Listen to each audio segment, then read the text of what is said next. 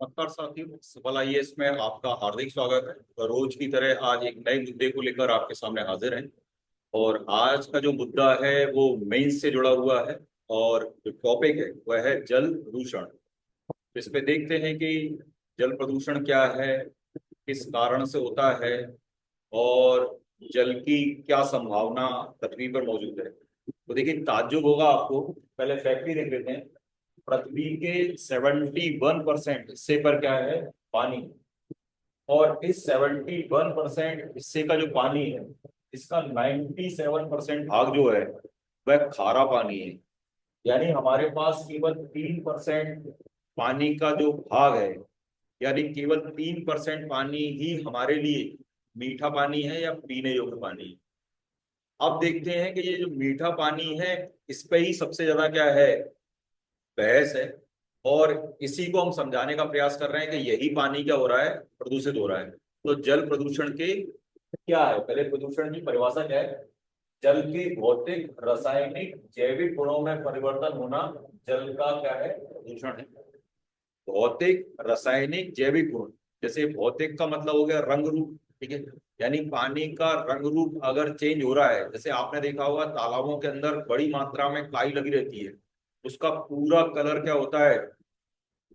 हरा सा हो जाता है। तो ये मान के चलते हैं कि वह पानी किसी भी स्थिति में पीने योग्य नहीं है।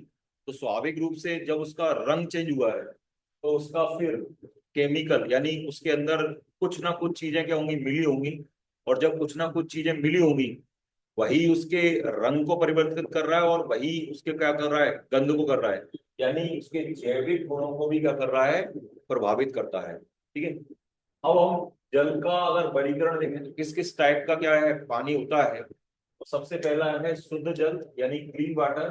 यानी इसमें अवांछनीय पदार्थ, मतलब कोई भी भारी पदार्थ नहीं इसके अंदर मौजूद, जिससे पानी के अंदर किसी प्रकार की कोई क्या होगी? अशुद्धि होगी। तो अवांछनीय पदार्थ, बैक्टीरिया या अघुलनशील पदार्थों की क्या है? अनुपस्थिति है। इसका मतलब है पानी के अंदर कोई भी बाहर की चीज मौजूद नहीं है जिससे पानी क्या हो? खराब हो।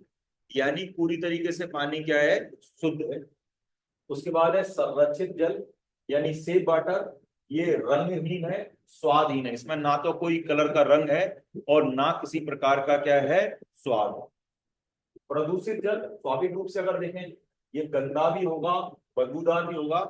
यानी इसमें कलर भी चेंज हो जाएगा और ये बदबू भी आने लगेगी, और स्वाभाविक रूप से कोई ना कोई केमिकल की प्रोसेस हो रही है, इसलिए सब पानी के अंदर ऐसा हो रहा है।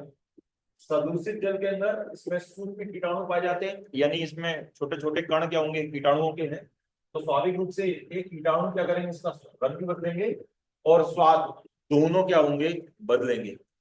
अब देखते हैं कि जल प्रदूषण के कारण क्या है, किस कारण से भारत के अंदर या विश्व के अंदर पानी क्या हो रहा है? प्रदूषित हो रहा है। तो सबसे पहले चीज है घरेलू अपशिष्ट, अपमार्जक, वाहित जल। यानी जो घरेलू अपशिष्ट निकल रहे हैं, घर से जो वेस्ट पदार्थ निकल रहे हैं, अपमार्जक निकल रहे हैं, और वाहित जल यानी सीवेज जल। जैसे कूड़ा कचरा, सड़ी हुई सब्जियां, खाद्यान्न, पॉलिथीन, ये सब जो पानी में मिल रहे हैं वो स्वाभाविक रूप से मिलेंगे। ये हमारे रोजमर्रा के जीवन का हिस्सा है। लेकिन हम इसका क्या कर सकते हैं? बचाव कर सकते हैं। घरेलू पदार्थ में डिटर्जेंट की अधिक मात्रा का होना, ठीक है। स्वाभाविक रूप से अब ये तो हम ये कह ही नहीं सकते, कि कोई कह भी नहीं सकता कि हम अपने डिटर्जेंट का इस्तेमाल नहीं करते तो नहाएंगे कैसे, कपड़े कैसे धोएंगे। यानी हमारे पानी में बड़ी मात्रा में डिटर्जेंट क्या है? मौजूद है।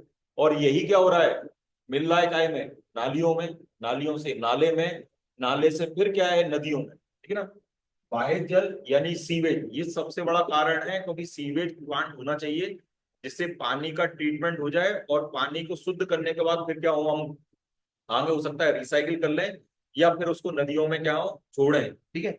इसके अलावा औद्योगिक प्रदूषण। इस औद्योगिक प्रदूषण के अंदर आपने पता है कि इंडस्ट्री में विभिन्न प्रकार के केमिकलों का इस्तेमाल होता है, या इंडस्ट्री में विभिन्न प्रकार के पदार्थ बनते हैं जिनमें विभिन्न प्रकार के केमिकल का इस्तेमाल होता है। और वहां से भी क्या होता है? वेस्ट मटेरियल मिलता है या निकलता है, और जो काय में मिल जाता है? नालों में मिलेगा, नाले नदियों में मिलेंगे, और नदियां क्या होंगी? फिर हमको उन्हीं पानियों को क्या होंगे? हम फिल्टर करके क्या होंगे? पी रहे होंगे, या उसी पानी को लोग उपयोग कर रहे होंगे। तो इसमें क्लोराइड्स, सल्फाइड, नाइट्राइट्स, नाइट्रेट्स आदि रासायनिक पदार्थ के साथ साथ सीसा, पारा, जस्ता जैसे अधात्विक पदार्थ भी क्या होते हैं, मिले होते हैं। और मैंने आपको बताया कि ये सारा पानी बाद में कहाँ में मिल जाएगा, नदियों में क्या होगा, मिल जाएगा। और यही नदियां जो हैं ये हमारे पानी के क्या हैं, स्रोत हैं। इसके अलावा कृषि कार्यों में प्रयुक्त रसायन, यानी हम खेत में रसायन डालते हैं, उसके ऊपर पानी डालेंगे और वह पानी के माध्यम से रसायन बैठ के जमीन में क्या होगा, चला जाएगा। और वो बांस की बोरिंग में क्या होगा या कुएं में क्या होगा, वही हमको क्या होगा, मिलेगा। जैसे खादों में पाए जाने वाला अमोनियम सल्फेट अधिक मात्रा में प्रयोग से भूमि जल में सल्फेट आयन की सांद्रता क्या होगी, बढ़ जाएगी। स्वाभाविक रूप से आपने खेत में रसायन डाला, उसके बाद पानी डाला और पानी के माध्यम से वो रसायन जमीन में गया, तो जो आपका पानी का स्रोत है पास में, उसमें ये रसायन क्या हो रहा है, मिल रहा है। प्राकृतिक जल प्रदूषण, यानी कि भूस्खलन से नदियों झीलों के पानी में उद्गार निकलता है, यानी कोई भूस्खलन हुआ और पानी में क्या हुआ, गिर गया, यानी मिट्टी का एक टुकड़ा पानी में गिर गया, साथ में झीलों में गिर गया, या पास में ही कोई ज्वालामुखी का विस्फोट हो गया और ये ज्वालामुखी जो है इसका लावा नदियों में मिल रहा है, और ये जो नदियों में मिल रहा है ये पानी को क्या कर रहा है, प्रदूषित कर रहा है। ठीक है ना। तो मेंस में इस पे टिप्पणी लिखने को आ सकता है, शॉर्ट आ सकता है, या लॉन्ग आ सकता है। तो आप इस मैटर के माध्यम से इसको कर सकते हैं। धन्यवाद सर।